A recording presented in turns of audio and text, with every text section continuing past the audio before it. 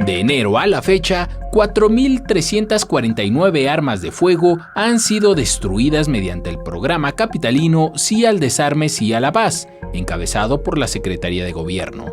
Además, se han recolectado 896,000 cartuchos y municiones. Así lo destacó la secretaria de Gobierno, Rosa Isela Rodríguez, al instalar un módulo de canje en el Templo de Santa María de la Natividad en la alcaldía Benito Juárez. Estamos muy contentos, por lo que hemos logrado del desarme, porque somos la entidad número 1 a nivel nacional que le ha puesto voluntad operativa, pero sobre todo la voluntad política.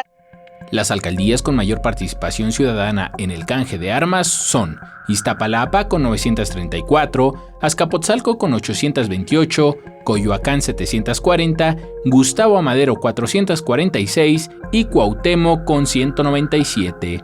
Las alcaldías con menor índice de participación son Tlalpan con 90, Magdalena Contreras 84, Coajimalpa 66, Tláhuac con 59 y Milpa Alta con 48.